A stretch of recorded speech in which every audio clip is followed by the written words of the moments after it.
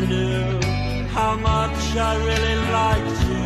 Who here is lonely? I know I am, and according to Pew Research, most of us are as well. As a black man, I never wanted to be another statistic, but in this particular case, the numbers don't lie. 63% of men under 30 describe themselves as single, while 34% of women say the same. But I don't think that we really needed the data to discern that. Everywhere I look, I can't help but to notice an outbreak of loneliness and atomization amongst young people, and a general dissatisfaction with dating and relationships. Online, there are thousands of videos of men and women condemning the other gender for their abhorrent behavior. Honestly, I feel like these days having a crush on a man is a fucking illness. Focus on yourself, ignore these hoes. She belongs to the streets. Unimaginably unproductive podcasts where men and women incessantly argue about who has it harder in the current dating marketplace. I think men are horrible, and I'll tell you why. I'm so excited. These bitches don't understand it, and the reason why is because you niggas keep giving them more. Meanwhile, I gotta give them less. And overall, men and women just hate each other. He did not like me at all, and I hated him, so of course I was in love with him. At this point, I think the only way for us to bring this gender war to some kind of a stalemate is for all of us to be gay. I'm just kidding. I don't even think that would remedy things. Anyway, what possibly could have caused this epidemic of single young people? Well, let's get into it, shall we?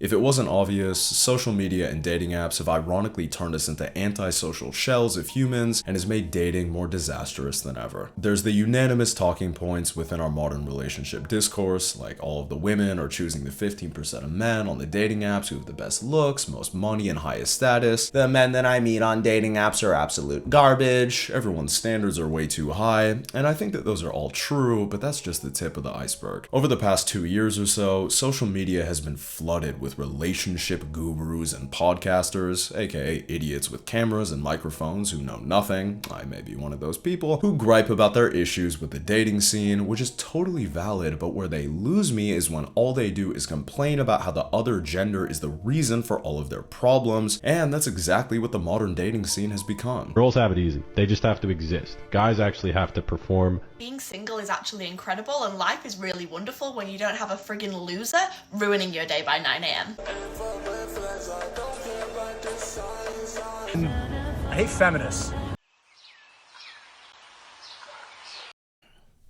Because the marketplace is so saturated with these people, who are pretty much all single by the way, there are a myriad of very strong opinions that completely contradict each other all over the internet about dating, male and female nature, and love, whatever that means, and it's left people exorbitantly confused when it comes to all of these things. Long story short, with all of this information circulating, we know too much, but unfortunately most people are quite simple. So instead of everyone parsing through all of these opinions and coming to their own conclusions based in logical reasoning, emotional maturity, and a nuanced and unbiased analysis of their own dating experiences, most men and women have distilled all of this information down to men bad and women bad. For every one video of someone talking about love or relationships in a positive way, there are thousands of videos of men and women bashing each other, and don't even get me started on the comment sections. I genuinely believe that TikTok wants you to be single, and not only has it done a fantastic job, it's making a whole lot of money off of your misery. Anyway, these videos and podcasts have also done a number on people, in that they confirm the negative biases people may have had about the opposite gender. For example, if you're a man and maybe you've been rejected a few times, you don't understand women that well, and then you find Fresh and Fit, oh boy, are you in for a ride on the misogyny roller coaster. If you're a woman that maybe got into a relationship with a man that treated you horribly and you start watching Manifestel, good luck ever truly liking a man ever again. Look, here's the thing, I don't blame people for being a bit trepidatious about dating. Like, this relationship content is turning everyone into lunatics.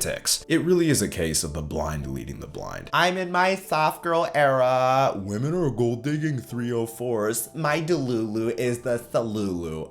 No, the trululu is that you're all retarded. It is quite interesting and rather disheartening to see my biases about the human race being constantly confirmed through all of these videos and this behavior, but I digress. A common take I hear from Gen X and the boomer generations about our dating struggles is, oh, stop, you're just overthinking it. It's not that that complicated. Social media isn't real life. Just get out there in the real world. Which in theory, I would completely agree with, but here's the thing. Regardless of the simplicity of the modern human, it really is that complicated. Also in 2024, social media is almost more real than real life itself. I wish that I could just go outside and touch grass, but everywhere I go, I meet people whose brains have been infected with the TikTok mind virus. Like, I don't think people understand how pervasive this shit actually is, especially members of previous generations. 76% of my generation uses TikTok daily. Some of, if not the most popular content on it, is about relationships, and let's be real, how many young people are on social media at all?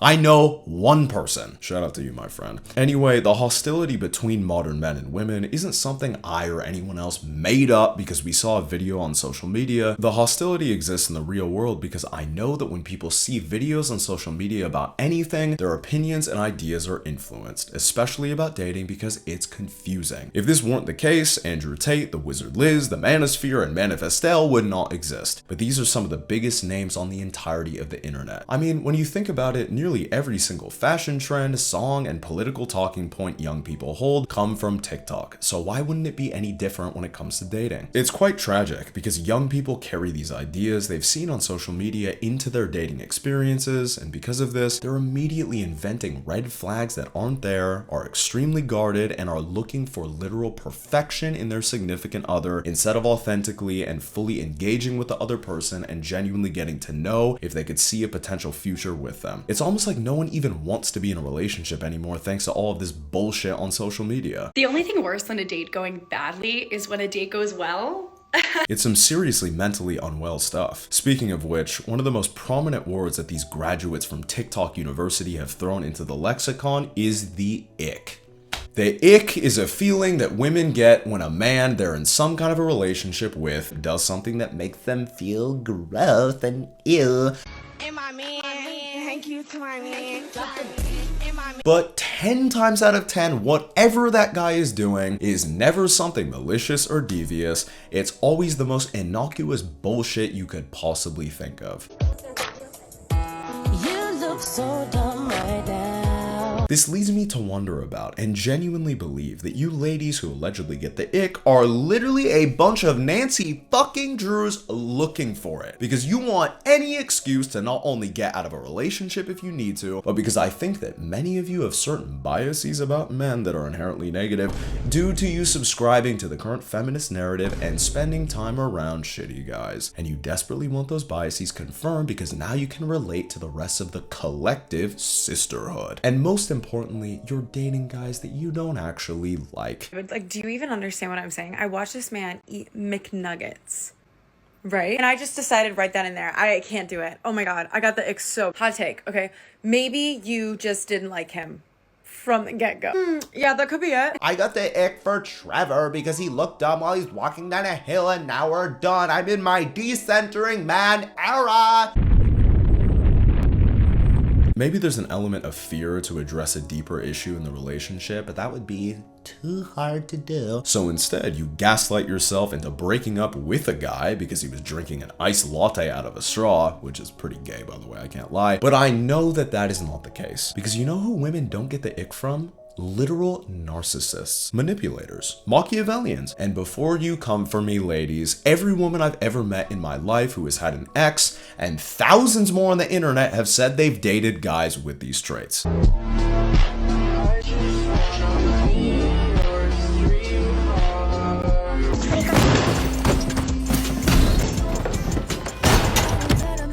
I'll date an emotionally unavailable manipulator for the plot. Like, what the hell is happening? My point is that when you're legitimately attracted to someone, their icks actually transform into positive qualities. He's a frat boy still living with his parents. Where? He'll never commit to you. Where? He fucking hates you. Where? It seems like the ick is exclusively reserved for guys that women aren't attracted to, which many of them seem to be dating. Why is this the case? It's simple, and all of you ladies know this. It's because you have power over a man who is just so not in your league. If he says no to you, he's done, and most of the time he'll be on his best behavior. But this is an incredibly futile and relatively asinine plan to hatch, because eventually you'll get the ick. Because most women are not attracted to subservient audience for longer than a week, or worst case scenario, you'll give a guy who doesn't deserve it unwarranted confidence and boost his ego to unimaginable heights because you gave him a chance, causing him to forget his place, and he'll start treating you with disrespect and become a sassy man. It really is remarkable how corrupted we are by power, and it's no different within relationships. I know people love to say, oh, these modern women are so entitled, blah, blah, blah. If you got the attention that they got, you would be entitled as fuck too. And the majority of guys that are getting that kind of attention from women are some of the most insufferable, entitled people I've ever met in my life. My friends, I really don't believe that this is a gender issue as much it is one concerning power, because both men and women who receive excess attention from the opposite gender tend to behave exactly the same way. Is gender being a social construct actually a base take? Anyway, we seriously have to do something about going after and choosing our dating partners exclusively based on our attraction towards them. Just because you're attracted to someone does not mean that they're right for you. It's usually quite the contrary. A gilded castle built on sand may appear more attractive than a small hut built on solid rock, but it will be swept away by the wind, unlike the small hut. In the modern era, it appears that both men and women keep choosing the castle, expecting it to withstand life's harsh wind, only to be proven wrong time and time again. Our culture is so entrenched within instant gratification, and in the realm of dating, we go for what's shiny and beautiful, instead of what will last and potentially bear fruit one day. Like, look man, you know what my type in women is?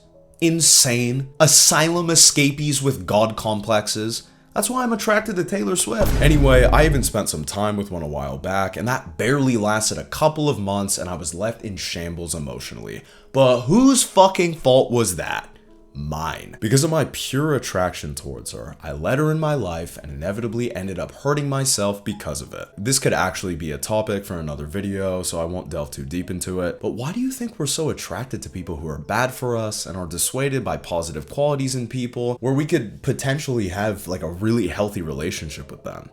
Let me know what you lovely people think in the comments. I think one of the biggest reasons for how non-committal, fair weather, tolerance-less, and delusional we've become within relationships is due to all of the access we have to other people on social media. Many eons ago in the 1990s, if you met a person you liked and you didn't get their number, chances were you would never see them ever again. So you were almost forced to go up and talk to them and get their number, and if you called them, you would use your voice to talk to them, not type on a fucking keyboard. On top of that, if you didn't get their number, you would have no idea what they were up to, if they were married, or were just as single and lonely as your sorry ass. Even if you were in a relationship for a couple of years and you broke up for whatever reason, there would be no way to know what was going on in their life. Now with social media, unless you've been blocked, you can always see what someone you're into or no longer fond of is doing, even if you yourself haven't seen them in person in years, or you've never even been in a relationship with them. It's quite paradoxical, because although we're more connected to what people are doing in their lives than ever, we actually have less of an incentive to connect with them in real life because you can see nearly everything that they do on Instagram. By that same token, if you do lose that real world connection when you break up with or stop seeing someone, you can still feel a contrived connection by viewing their social media profile, giving you the illusion that they're not all the way gone. We know the deal, guys. We've all stalked our exes on social media at some point. The distinction between days of yore and now is that back then, all you had of the person you once loved were your memories and maybe some photos and letters that you had saved. In the social media age, we still have the memories, but with a few clicks and swipes, we can also access the life that an ex-lover currently lives. And what's totally wild is that a fair amount of the time, the situationship who ghosted you will swipe up on your story 6 months to years later to check up on you, see you once more, and then ghost you again. What a shame. So yeah, those are a few reasons for why social media has destroyed dating. Unfortunately, dating apps haven't been much better. I think that many people are clued up that the majority of men are completely destitute of matches, the majority of women get tons of them but end up having horrendous dates, and these are all terrible, just terrible things. But I think that Gen Z downplays how much our ideas about dating and relationships have been shaped and mutilated by Tinder, Bumble, Hinge, and Grindr. Up until 2016, when the world ended, I can't really remember anyone that actually used dating apps. I was still in high school at the time, so maybe there were some people people that were older who used them, but I don't believe that they were nearly as pervasive as they are now. But alas, 2015 to 2016 was my junior year, and it was as if I only had 2 years to experience dating in a slightly natural form, where people would not only meet each other within their communities, classes, and extracurricular activities, but look for people to date within them, because for better or for worse, that's all we had. There was no such thing as the global dating marketplace back then, and because the majority of us weren't going to clubs and bars when we were 17, everyone focused on their immediate environment to look for love. I'm just realizing this now. At the high school that I went to, there was virtually no hookup culture. I think primarily because I went to a small school and everyone kind of knew everyone's business, so it wouldn't have been beneficial to be sleeping around for reputation's sake, but I think the tight-knit community, and let's be real here, lack of optionality we had encouraged us to really devote ourselves to one person romantically, and I think that's a pretty fantastic model for people finding and keeping a relationship. I even dated a girl that I loved under that model, but of course people go to college and things happen. Speaking of which, when I got to university a year later, everyone was talking about and using dating apps. It made no sense to me because we were in college with tens of thousands of people our age, but a concerning amount of people still deferred to Tinder interactions and the occasional hookup over establishing in-person romantic connections before 1 in the morning. I can make the most sense of this by correlating this act with convenience and ease. After all, creating an online profile that showcases the best version of yourself is far less daunting than striking up a conversation with a stranger on campus. Which, let's be honest, is the real reason why everyone at the school I went to was using dating apps in the first place. But who doesn't have a little bit of social anxiety when you're 18 to 19 years old, especially in a college setting? Interacting with an entirely different group of people for the first time in 4 years can be quite nerve-wracking, especially when hookup culture is almost dictatorially enforced by the collegiate ideological regime, so no wonder why so many people were on dating apps. And guess what? Even then, every woman I knew was having the worst experiences ever with upperclassmen, athletes, and even older guys who weren't even in college. I know I was hard on you ladies in the last segment, so I'll vouch for you for a second, even though you probably won't agree with me. Dating apps don't encourage dating, they encourage hookups, because they give the top tier of men access to almost as many women as they want. And unfortunately, most men at that age are not looking for long-term relationships, if you know what I mean. If I'm looking through a feminist lens here, hookup culture, and by association, dating apps, are genuinely oppressive to women, and could even fall into what the gals call an oppressive system of the patriarchy. The minority of men that sell women a dream of a relationship just so they can use their bodies are genuinely evil, and unfortunately tens of millions of young women have bought that nightmare. On top of that, dating apps hurt most young men because they can't even participate. They fallaciously benefit most women because they get to interact with the men that they want, only for those same men to use them, and serves as a portal into hedonism for that minuscule percentage of men,